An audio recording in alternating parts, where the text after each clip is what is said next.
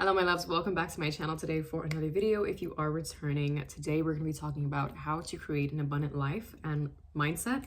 If you feel like that is something that you struggle with, I know that often for a lot of people, abundance, or at least the mindset of abundance, is something that does not come naturally, either because maybe your parents passed down a scarcity mindset, or socially you were just taught that there's never enough money, that lucky things only happen to lucky people, there's not enough beauty, wealth, whatever it is that you're trying to achieve in your life, which is not true. And I'm going to show you how to kind of rewire your mind in a way. And that is what we're going to be talking about today. So let's get into it. Number one, believe you are worthy. In other words, you have to heal your wounds of unworthiness, guilt, lack, shame, any one of those emotions. And I kind of touched on this briefly before, where I said that these emotions operate from such a low frequency. Somebody is shoveling the snow outside. What is going on? Okay, anyways, that's how serious this is right now, that somebody thought, you know what, I need to clear the snow in order for this girl to be able to communicate what she's saying properly. You see how I'm thinking positively about it, and I'm actually trying to make it a part of this instead of getting angry about it. And that's what you need to practice how to do, is always operating on good emotions that make you feel good. And obviously that's not always going to be able to happen, but as much as you can, try and invoke feelings of gratitude, feelings of, you know what, let me make this a better situation. Those emotions are much easier to manifest from, rather than trying to manifest in a state of the emotions that I just listed, which is lack, guilt, shame, inadequacy, emotions like that, where you don't feel good enough or you don't feel worthy. I understand how challenging it is to revisit old traumas. It definitely opens up a lot of wounds, and there's a lot of different ways to heal old wounds, and I just think that it has a lot to do with building an abundant mindset. You cannot carry the past with you, which we all know. So you can do this in a lot of ways, especially if you are feeling overwhelmed with the need to make immediate life changes going into 2025. I definitely think that when it comes to the new year, I struggle with that myself, trying to get all of my resolutions in check, and it's just not realistic. On top of that, you might also be somebody who feels constantly behind in life. I definitely struggled with that myself.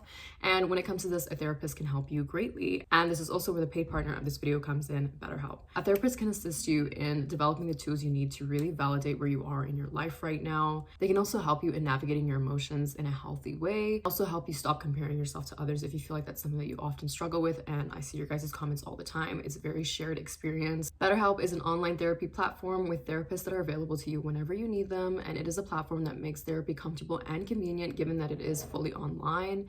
In addition, all you have to do is fill out a questionnaire, and you will be matched with a therapist in as little as a couple of days, and you'll be connected with a therapist from a diverse network of credentialized professionals with a wide range of specialties and backgrounds. On top of that, it's easy to switch therapists at any time at no extra cost if you feel like the one that you chose prior is not the right fit. With that being said, start your next chapter today and get 10% off your first month of therapy when you use the link in my description. And let's get back into the video. Healing unworthiness wounds is very important, especially when it comes to creating an abundant mindset. And this is because you cannot create from a place of lack. You can't bring old ideals and old belief systems you've had and try to create a new reality, because your old beliefs will still try to come in when you're trying to create this new reality for yourself. So for example, you can't feel unlucky and abundant at the same time, because they're two sides of different spectrums. They're on opposite spectrums. So if you're looking to attract things into your life effortlessly, my best piece of advice is to go back to your past and work on your limiting beliefs. Limiting beliefs, a lot of people miss out on the fact that it's actually one of the things that makes creating your dream life so impossible,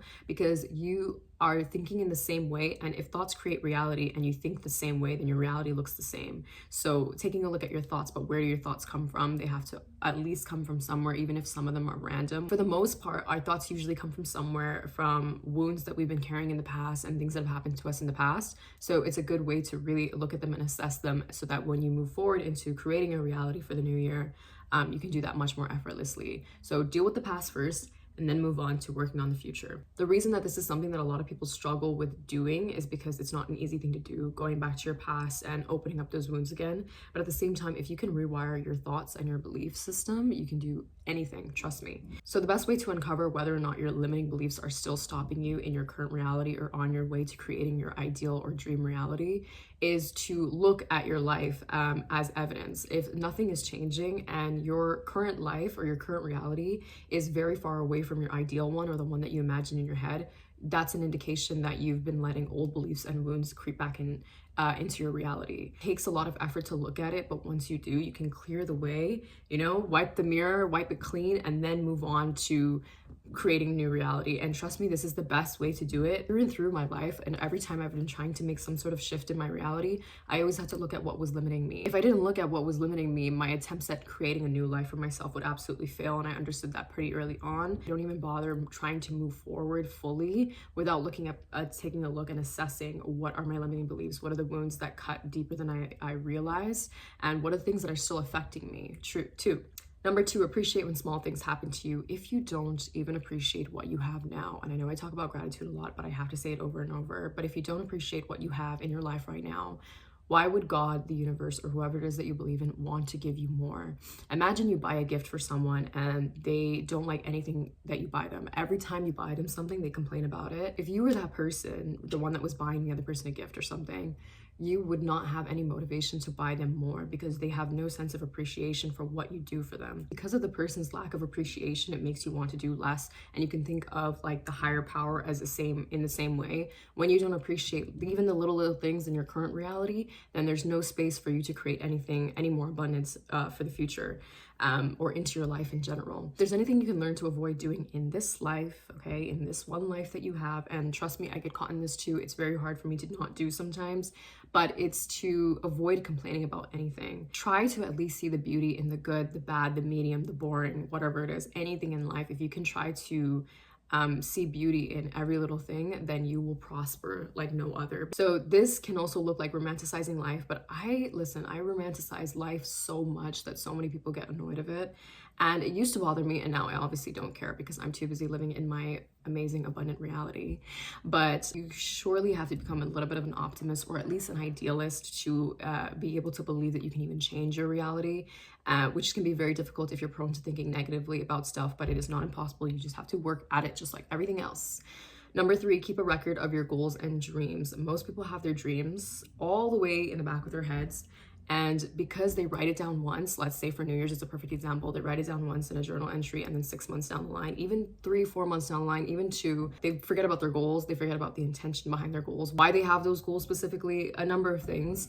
And the reason is because they haven't immersed their goals into their life. Keep some form of record of your goals, even the small ones, whether that be writing them down in a journal. If you're more of like a written person, like you can, I don't know, some people just like journal entries a little bit better. You can do vision boards. That's what I do. I'm very much like a visual person, so I look at it every day. If you're doing a journal, you can write in it every morning or night and then look back at it every day too. So just make sure you're revisiting it and kind of making, like, refreshing your goals in your mind every day. Even if you just write it down on your notes app and then set your goals like as your wallpaper, like the notes app, I don't know, take a screenshot and put it as your wallpaper, that's fine, because it's some sort of record of your goals. It's something that you're looking at every day and reminding yourself what you're working towards, and you're far more likely to achieve them too, because you naturally start working toward achieving them. This is because when you keep yourself accountable, you are far more likely to achieve your goals and make it so a part of your life that eventually when it comes to you, it feels like you've always kind of had it. And that is basically manifestation and abundance, because abundance is creation at the end of the day. We're constantly creating, right? And we're just looking to create more. Number 4, focus on being a content person rather than a happy one. Honestly, and this is going to sound a little bit negative, but I don't think that a happy person really exists. I think that calm and content and grounded people exist, but not a happy person, because happy is an unrealistic emotion. I just don't think that you can feel that way sustainably for a long time, because we're supposed to oscillate between all different emotions. That's the experience of being human, and it's beautiful. When people say, oh, I just want to be happy, like, what's your goal in life? I just want to be happy. It's such an overused term, right?